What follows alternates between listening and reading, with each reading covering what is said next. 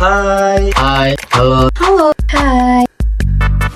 Saya Novita Vena. Gua Ikal. Saya Imam Rizky Akbar.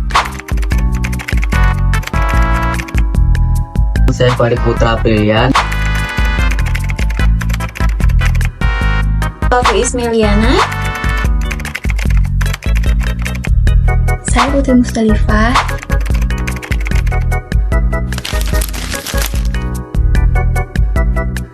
Konsumen memiliki karakteristik yang berbeda berdasarkan faktor demografis, sosial, dan ekonomi.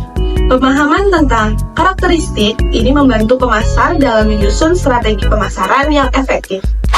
Karakteristik demografi konsumen. Di sini akan menjelaskan tentang karakteristik demografi konsumen, yang dimana karakteristik demografi konsumen itu mempengaruhi beberapa hal. Yang pertama, usia, yang dimana mempengaruhi preferensi dan kebutuhan produk. Yang kedua yaitu jenis kelamin, di mana pria dan wanita pasti memiliki pola konsumsi yang berbeda. Yang ketiga yaitu suku bangsa dan agama, di mana berpengaruh terhadap kebiasaan konsumsi, terutama dalam makanan dan pakaian. Yang keempat, pendidikan, yang dimana mempengaruhi kesadaran konsumen terhadap produk dan keputusan pembelian. Dan yang terakhir yaitu lokasi geografis, di mana konsumen di perkotaan itu memiliki akses lebih besar ke berbagai produk dibandingkan dengan yang di pedesaan. Karakteristik ekonomi konsumen pendapatan dan daya beli. Saya akan menjelaskan tentang karakteristik ekonomi konsumen, pendapatan, dan daya beli. Jadi jika pendapatan tinggi, disebutannya orang-orang kaya, cenderung mengkonsumsi produk premium. Contohnya produk yang harga mahal dengan kualitas tinggi. Jadi dia akan belanja di Mall Bumi Kedaton atau Lampung City Mall. Yang kedua, jika pendapatan menengah, dia bakal berbelanja di Indomaret dan Alfamaret atau Chandra Mart. Lalu di pendapatan rendah, cenderung fokus pada kebutuhan dasar seperti beras, dan mereka akan berbelanja di pasar tradisional seperti pasar Tugu, berbelanja sayur, dan lain-lain. Selain itu ada beberapa faktor yang mempengaruhi ekonomi konsumen. Yang pertama, sumber pendapatan, kepemilikan aset, dan sumber daya ekonomi tambahan. Sumber pendapatan terdiri dari gaji, bisnis investasi, dan aset lainnya. Sedangkan kepemilikan aset terdiri dari rumah, kendaraan, investasi, dan tabungan. Karakteristik sosial konsumen. Di sini saya akan menjelaskan karakteristik sosial konsumen. Kelas sosial. Kelas sosial menentukan karakteristik sosial konsumen karena berpengaruh langsung terhadap cara individu berpikir, bertindak, dan mengambil keputusan dalam konsumsi. Kelas sosial ini dibagi menjadi 3 bagian. Yang pertama ada kelas atas. Kelas atas cenderung membeli produk premium dan eksklusif. Kelas menengah fokus pada keseimbangan harga dan kualitas. Yang terakhir kelas bawah memilih produk dan harga yang lebih terjangkau. Nah, status sosial dibagi juga menjadi 3 bagian.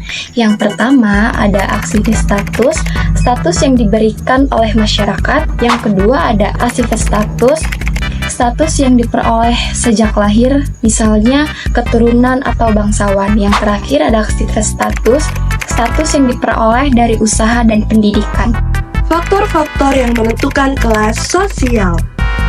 Di sini saya akan menjelaskan faktor-faktor yang menentukan kelas sosial yang terbagi menjadi 3. 1. Variabel ekonomi. Variabel ekonomi dalam menentukan kelas sosial berkaitan dengan kondisi merupakan seseorang atau keluarga yang digunakan untuk mengelompokkan mereka ke dalam kelas-kelas sosial tertentu dalam masyarakat. Contohnya status pekerjaan, pendapatan, dan harta benda.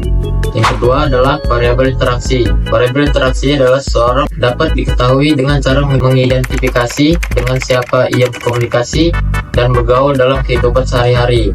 Contohnya prestis individu, 2 asosiasi, yang 3 sosialisasi. Dan yang ketiga, variabel politik. Variabel politik adalah orang dengan kesamaan pandangan politik cenderung berkelompok dan mereka yang memiliki kekuasaan termasuk kelas sosial atas. Selain itu, mobilitas sosial memungkinkan seorang berpindah ke kelas yang lebih tinggi, yang sering disertai perubahan gaya hidup dan pola konsumsi sesuai status barunya. Contohnya adalah kekuasaan, kesadaran berkelas, dan mobilitas. keluarga dalam konsumsi. Di sini aku mau menjelaskan tentang peran keluarga dalam konsumsi. Di sini peran keluarga dibagi menjadi 5. Yang pertama ada inisiator atau orang pertama yang mengusulkan pembelian.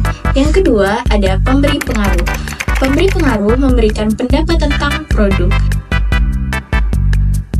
Yang ketiga ada pengambil keputusan, memilih produk yang akan dibeli. Yang keempat ada pembeli, yaitu orang yang melakukan transaksi atau yang membayar di kasir. Yang kelima ada pengguna, orang yang menggunakan produk tersebut atau orang yang dapat untung dari pembelian tersebut. Implikasi bagi pemasaran. Akan menjelaskan implikasi bagi pemasaran. Di sini ada 3 jenis. 1.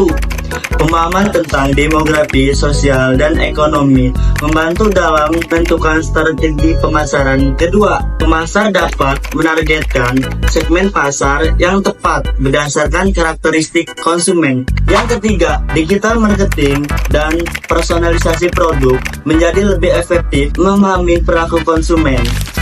Terima kasih sudah menyaksikan video ini. Semoga informasi yang kami sampaikan dapat bermanfaat dan menambah wawasan.